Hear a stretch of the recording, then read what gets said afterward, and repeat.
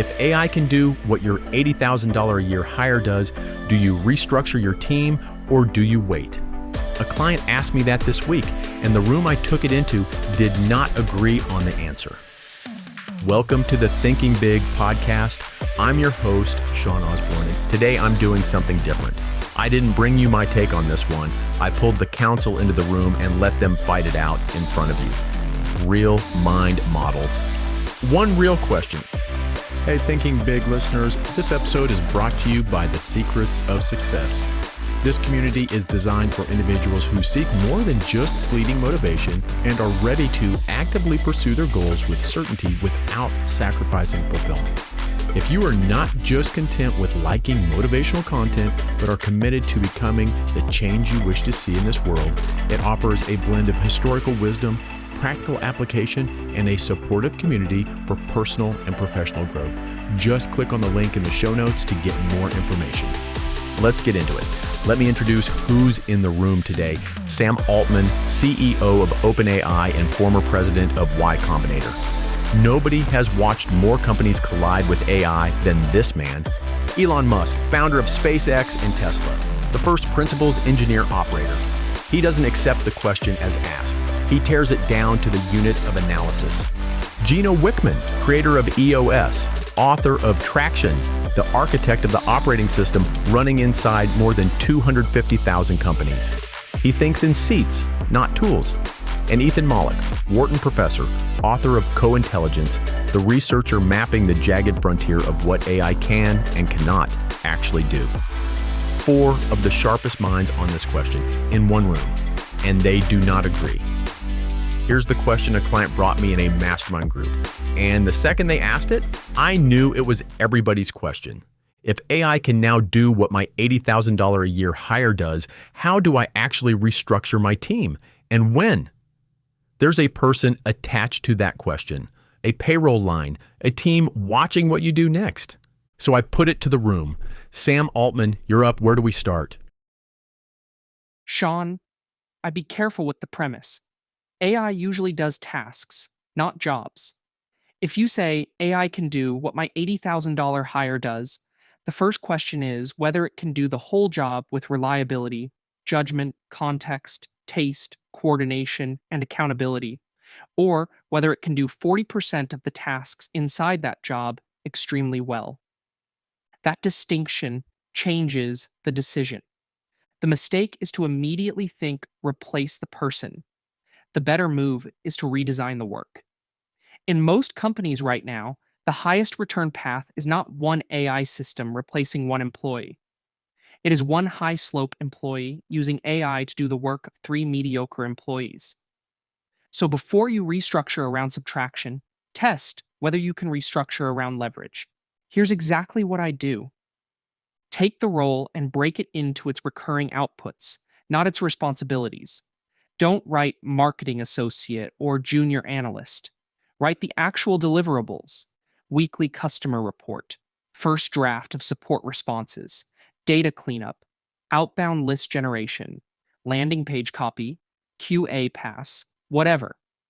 Then mark each output in 3 categories. AI can do it unsupervised. AI can do the first draft, but a human must review. AI is not yet good enough. Most founders skip that step and make a vibes-based decision. That's how you either fire too early or keep a job that should no longer exist. Then run a 2-week shadow test.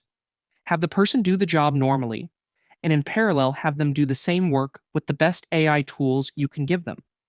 Measure output quality, cycle time, error rate, and how much managerial review is required.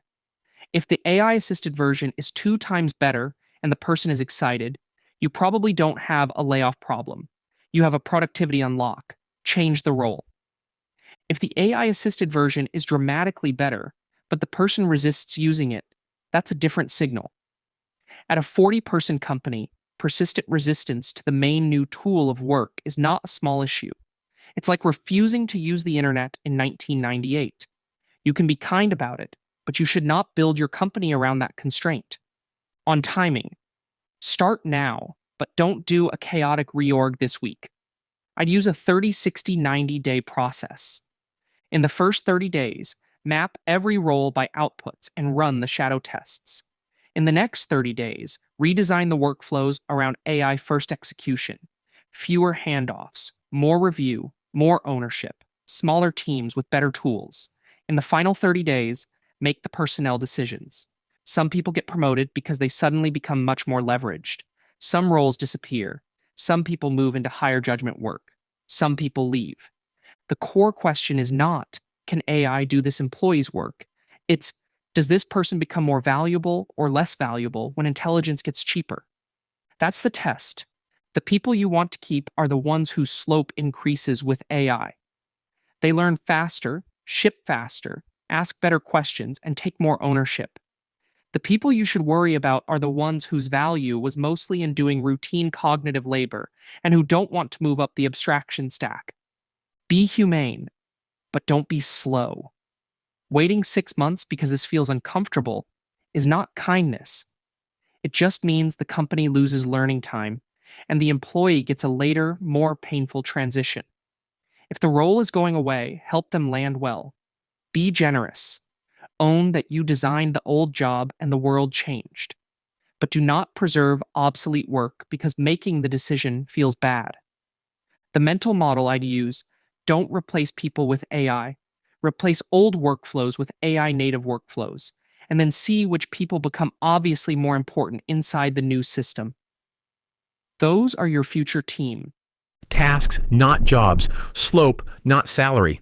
All right, Elon, you've been waiting. Go. Sean, Sam's framing is directionally right. AI does tasks before it does whole jobs.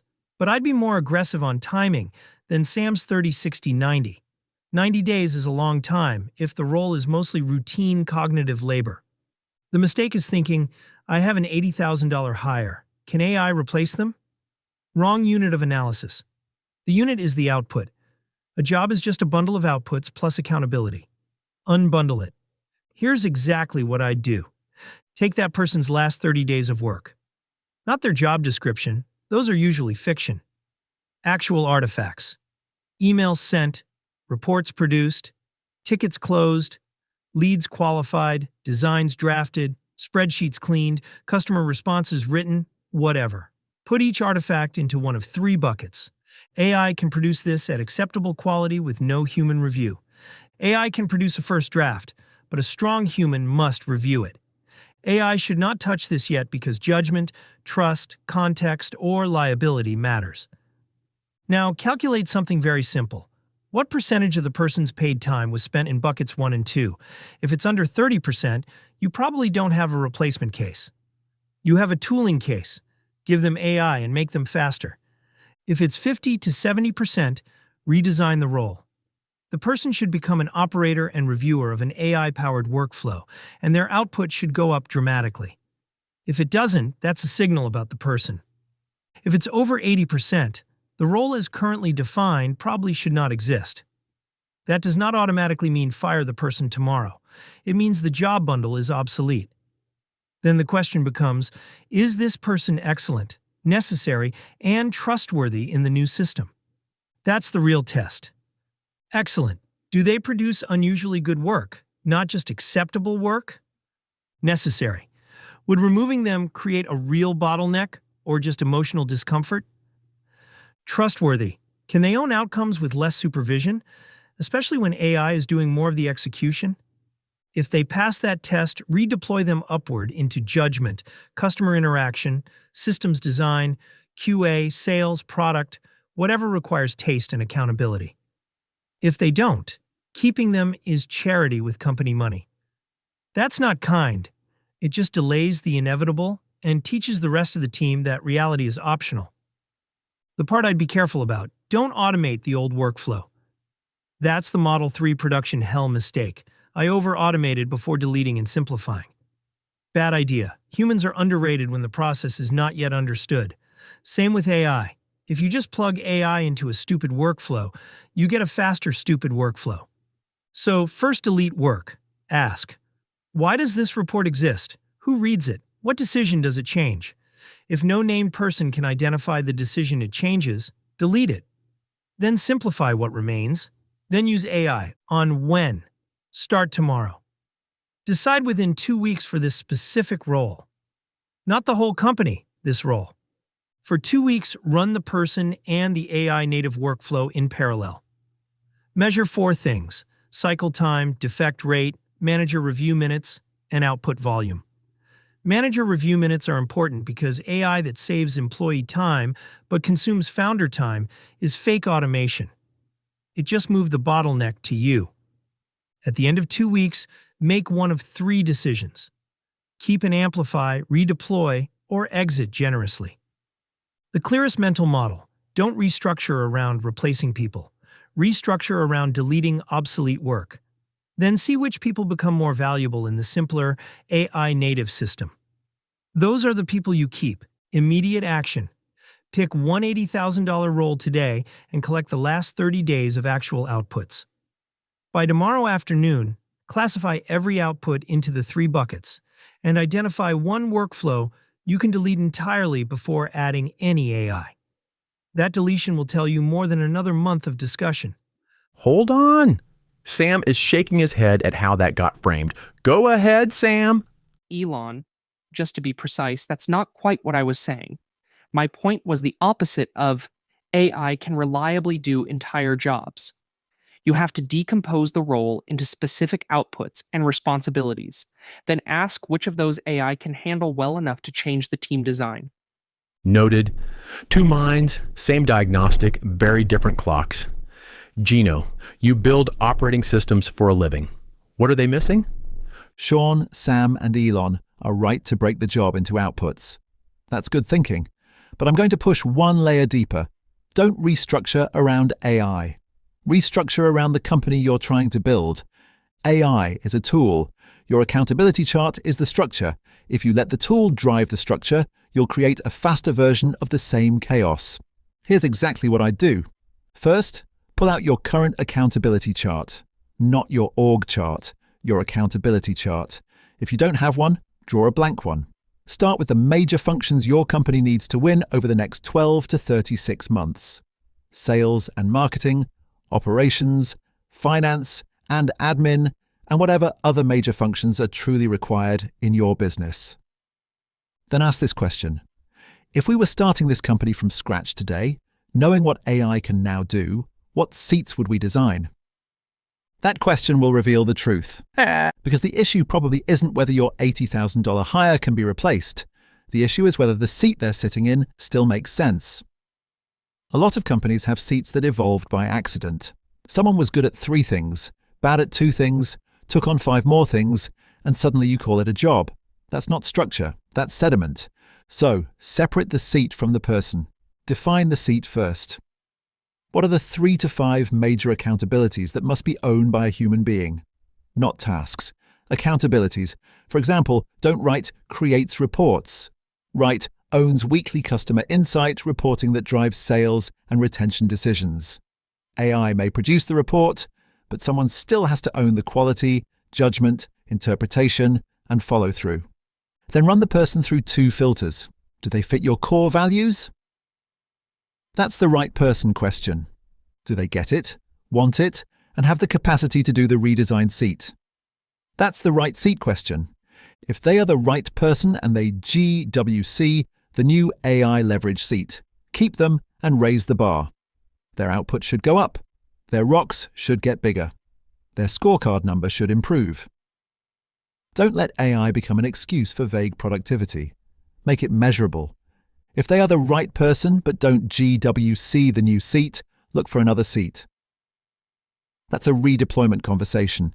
If they are not the right person, AI didn't create your problem. It exposed it. On timing, I'd be faster than a traditional reorg, but more disciplined than a panic move. Elon's 2-week test is useful for proving what AI can do, but I would not blow up the team structure solely on a 2-week artifact test, unless the role is obviously obsolete. People decisions need clarity, not impulse. I'd use a 30-day decision cycle. In week 1, define the ideal accountability chart for the next 12 to 36 months as if you were starting from scratch. In week 2, break the $80,000 role into actual outputs and determine which tasks AI can do, which it can assist, and which require human judgment. In week 3, redesign the seat around accountabilities, not tasks. In week 4, GWC the person for that redesigned seat and make the call, keep and elevate, move to another seat, or exit generously. Here's the moment of clarity. AI doesn't replace people first. It destroys poorly designed seats first. If the person's value was mostly task completion, the seat is at risk. If their value is ownership, judgment, customer understanding, problem solving, and accountability, AI should make them more valuable, not less. I worked with an 85-person technology company years ago that had grown fast and built its structure around people instead of functions. Everyone was busy. Nobody was truly accountable. We put a blank accountability chart on the wall and said, "Forget who works here. What structure does the business need?" It was uncomfortable. Several people were in the wrong seats. But 6 months later, the CEO finally knew who owned what.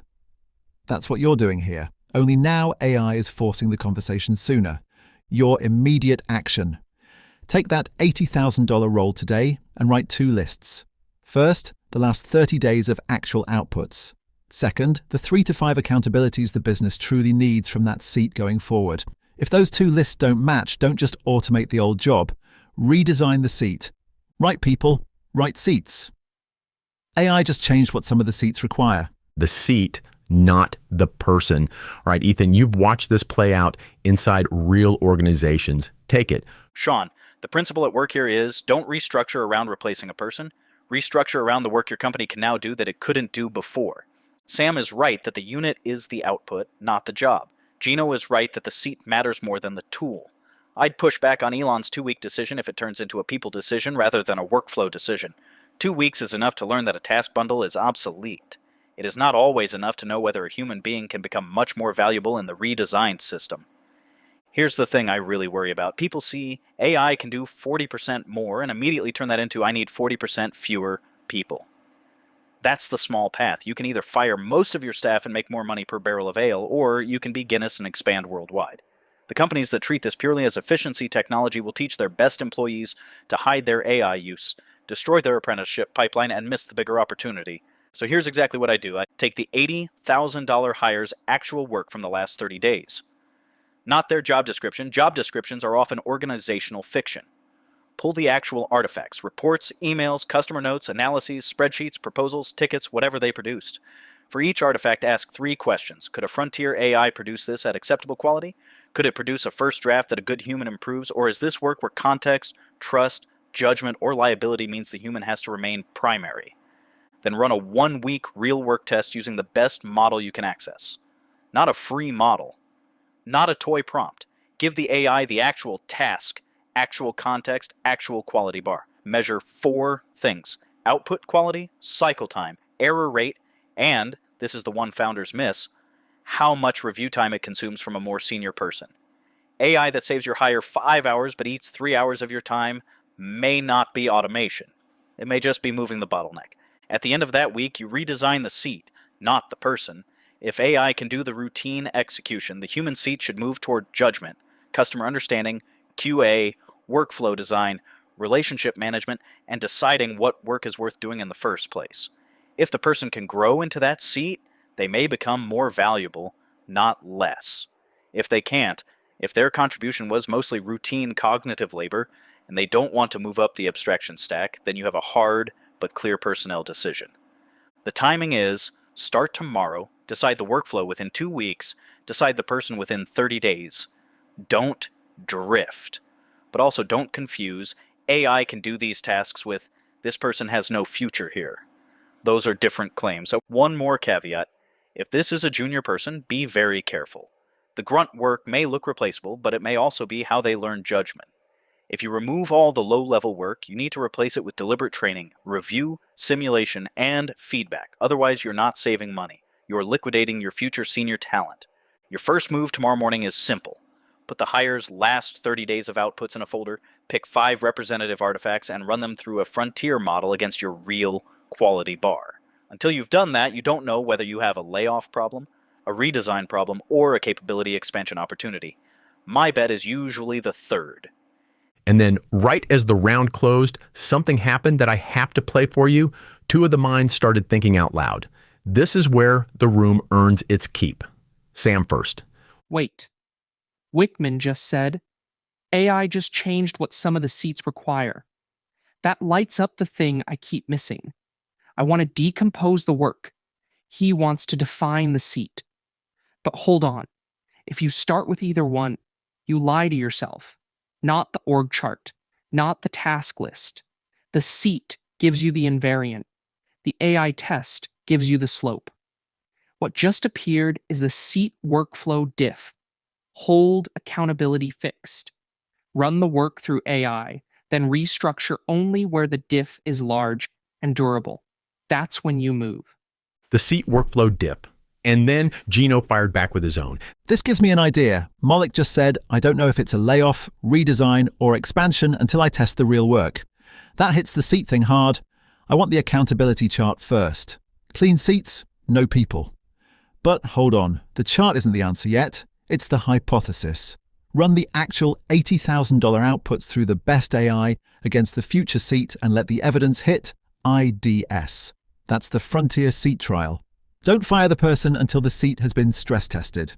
All right, the room did its work. Now let me read you what came out of it. The third mind and the council brief the room produced. I'm going to read it to you straight. The third mind. The decision trigger is not AI can do X% of the job. It is the size of the gap between the future seat the company needs and the current workflow AI exposes. Sean should restructure only where that seat workflow dip is large, measurable, and durable. Then decide whether the person has the slope to own the new seat. Now the brief, the question. If AI can now do what my $80,000 a year hire does, how do I actually restructure my team and when? The answer in one line. Do not ask whether AI replaces the $80,000 hire.